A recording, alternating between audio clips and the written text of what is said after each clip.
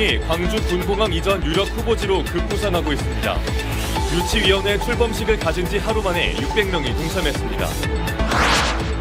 신안 앞바다에서 어선 청보호가 뒤집히는 사고가 난 지 닷새째입니다. 해경이 사고 선박을 똑바로 세우는 작업을 마쳤지만 실종자 4명을 발견했다는 소식은 아직 없습니다.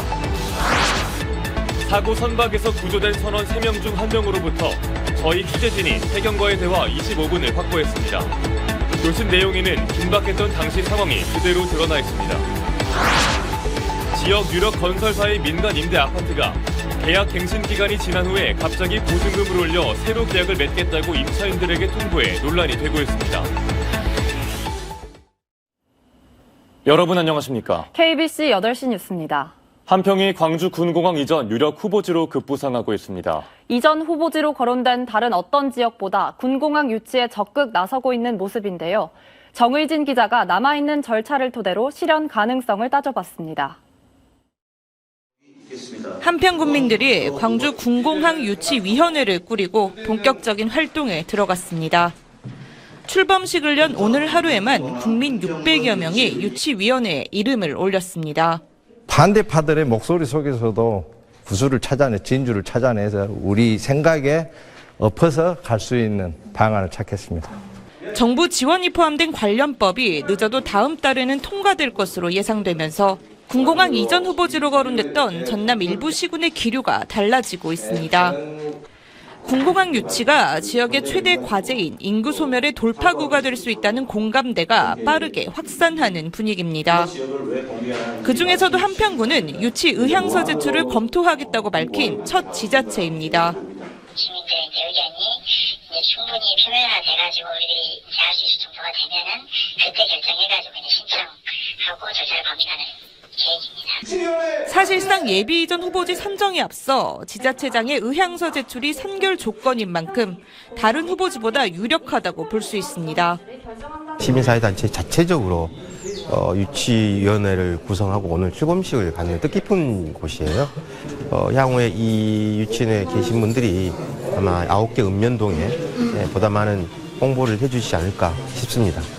군공항 이전 사업은 크게 예비 이전 후보지 선정, 이전 후보지 선정, 이전 부지 선정 3단계로 나뉘는데 이 과정에서 주민 투표는 단 한 번 진행됩니다.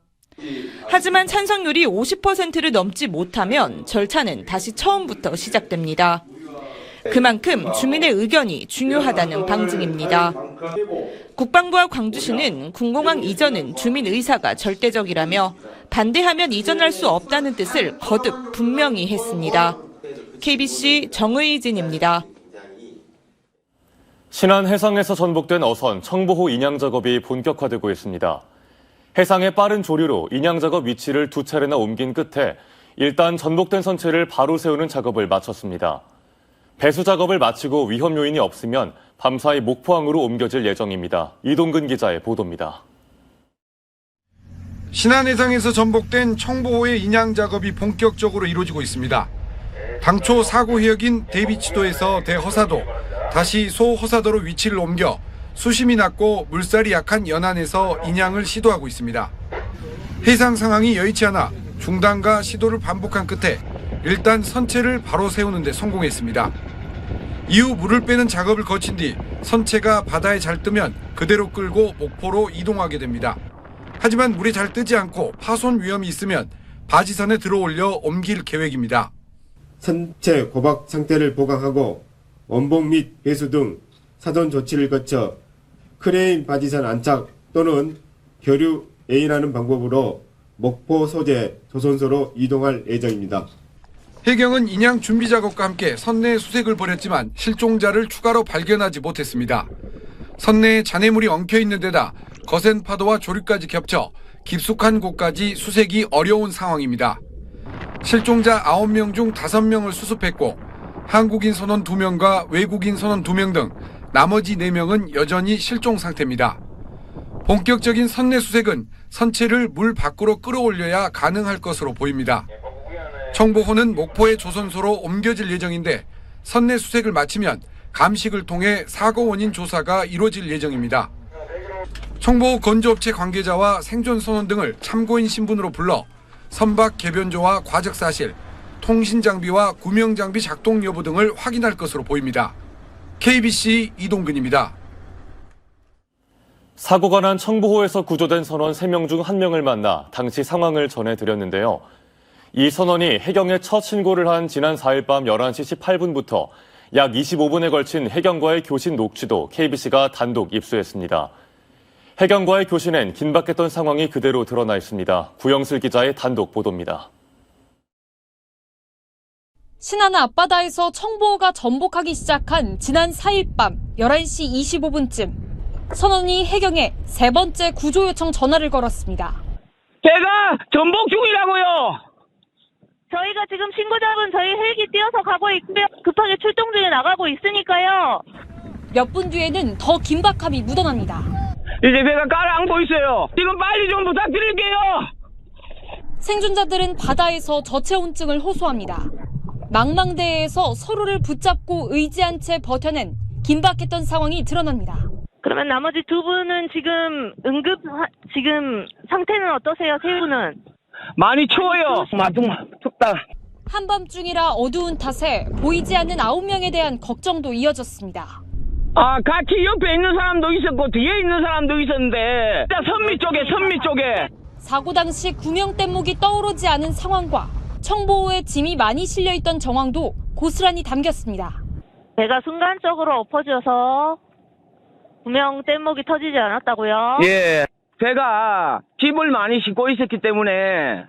신고를 하며 교신을 이어간 지 약 30분 뒤인 지난 5일 새벽 0시 7분쯤 이들 3명은 기적처럼 주변 선박에 의해 발견됐습니다. 하지 마시고 조금만 더 힘내서 부음을 잡고 계셔야 돼요. 네. 조금만 더 힘을 내서 기다려주세요. 네. 해경 헬기도 지금 가고 있고. 긴박했던 전화교신 25분 끝에 선원 3명은 해경에 의해 극적으로 구조됐지만 안타깝게 5명은 숨진 채 발견됐고 나머지 4명의 행방은 아직 찾지 못하고 있습니다. KBC 구영슬입니다. 지역 유력 건설사의 민간 임대 아파트가 계약갱신 기간이 지난 이후 갑자기 보증금을 올려 새로 계약을 맺겠다고 임차인들에게 통보했습니다. 불과 한 달 보름여의 기간을 주면서 증액된 보증금을 내지 않으면 위약금을 내고 퇴거하라고 요구했습니다. 정경원 기자의 보도입니다. 지난달 광주 북구의 한 민간 임대 아파트에 붙은 안내문입니다. 임대차 계약을 갱신하겠다며 세대당 보증금을 865만 원에서 1,090만 원까지 인상하겠다고 일방적으로 통보했습니다. 임차인들은 황당하다는 반응입니다. 계약 갱신 기간이었던 지난해 9월에서 11월 보증금 인상 요구가 없어 묵시적 계약 갱신이 이뤄진 것으로 판단했기 때문입니다. 이제 인상한다고 하면 재계약 안 하고 딴 데도 알아보고 이제 이럴 분들이 많을 것 같아서 재계약 당시에는 그 당시에는 인상률 없다. 당장 1,000만 원에 이르는 보증금을 마련하기도 막막합니다. 대출은행들도 이런 사례가 없었던 데다 임대인 측에 문제가 있어 보인다며 추가 대출을 꺼리고 있기 때문입니다. 이미 지난해 가을 전세 대출을 연장한 입주민들은 갑작스럽게 인상된 보증금을 마련하기 위해 금리가 높은 신용대출 등을 이용해야 하는 상황입니다.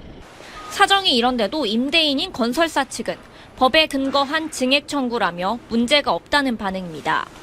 증액된 보증금을 내지 않으면 계약이 종료되고 임차인이 위약금을 내야 한다고 압박하기까지 했습니다. 다만 취재가 시작되자 증액분을 내지 않는다고 퇴거를 시킬 순 없다며 연체금만 부과하겠다고 한 걸음 물러섰습니다. 주택가격과 전세가격이 크게 떨어지면서 집주인들이 오히려 의리된 상황에서 서민들을 상대하는 민간 임대주택 임대인인 건설사가 여전히 갑의 위치에서 배짱을 부리고 있습니다. KBC 정경원입니다. 지난해 하반기 폐업한 광주 전남 소상공인들이 폐업 당시 평균 8천만 원에 이르는 빚을 지고 있던 걸로 나타났습니다. 신용보증재단 중앙회의 2022년 하반기 보증지원기업의 폐업 실태 조사에 따르면 지난해 9월 기준 보증 잔액이 남아있던 광주 전남 88개 폐업 사업체의 평균 부채는 광주 7,900만 원, 전남 7,600만 원이었습니다. 폐업 뒤 어려움으로는 가계 경제가 가장 컸고 과도한 채무로 인한 정상적인 경제활동 재개 곤란 등을 꼽았습니다. 졸업생들에게 기증받은 교복을 저렴한 가격에 판매하는 상설 교복 나눔 장터가 오늘부터 시작됐습니다. 광주 북구청은 오늘부터 3월 말까지 광주 북구 우산지구대 인근 상설 교복 나눔 장터에서 관내 24개 중고교와 학생들로부터 기증받은 교복 2,000여 점을 판매하고 있습니다. 이번 장터를 통해 모인 수익금은 북구 장학회에 기탁해 취약계층을 위한 장학금으로 사용될 예정입니다. 강기정 광주광역시장이 시청 로비를 점거하고 농성 중인 보육대체 교사들의 철수를 요청했습니다. 강기정 시장은 오늘 자신의 SNS에 지난 6일 어린이집 대체교사 응시 접수가 마감됐다며 이젠 시청 로비를 비워주실 것을 부탁드린다고 말했습니다. 광주시청 직원 1,000여 명도 입장문을 내고 오는 14일부터 로비에서 행사가 예정돼 있다며 철수해줄 것을 요청했습니다. 어린이집 보육 대체 교사들은 계약 만료로 대량 해고 위기에 처했다며 지난달 13일부터 시청 로비에서 점거 농성을 이어가고 있습니다. 1,500여 대의 차량을 주차할 수 있는 광주 송정역 주차 빌딩이 오는 4월부터 운영됩니다. 광주광역시는 기존 400여 대에 그쳤던 송정역 주차 빌딩을 지상 6층 1,580면 규모로 확대하는 공사가 오는 3월 말 완료됨에 따라 오는 4월부터 시범 운영에 들어갈 계획이라고 밝혔습니다. 광주 송정역 이용객들은 공사가 시작된 지난 2021년 6월 이후 주변에 마련된 임시주차장 6곳을 이용해 왔습니다. 오는 4월 광주 비엔날레 기간 동안 진행되는 제5차 광주 폴리 프로젝트의 구체적인 기획 내용과 참여 작가진이 발표됐습니다. 배영민 광주 폴리 총감독은 일본의 세계적인 건축가 이토 토요와 영국 기반 건축 디자인 그룹 어셈블 스튜디오 등 참여 작가 4팀과 큐레이터 6명이 광주 폴리에 참여한다고 밝혔습니다. 이들은 동시대 핵심 문제인 세계 기후위기에 대응하기 위해 친환경 재료나 건설 폐기물을 활용한 순환 폴리를 구현해 광주 곳곳에서 선보일 예정입니다. 광주지방국세청이 세무관 서장 회의를 갖고 영세 사업자를 위한 세정 지원을 강조했습니다. 윤영석 청장은 지방청 국과장과 세무서장 등 36명이 참석한 가운데 회의를 갖고 경제 불확실과 경기 침체의 여파로 어려움을 겪는 주소상공인 영세 사업장 등에게 환급금을 조기 집행할 것과 납세 유예 등의 선제적 행정을 펼칠 것을 주문했습니다. 비정상적, 반복적 탈루 유형을 철저히 검증하되 조사 규모 감축 등 세무 부담 완화에 나서자고 밝혔습니다. 완도군이 해조류를 기반으로 한 해양 바이오 산업 육성에 박차를 가합니다.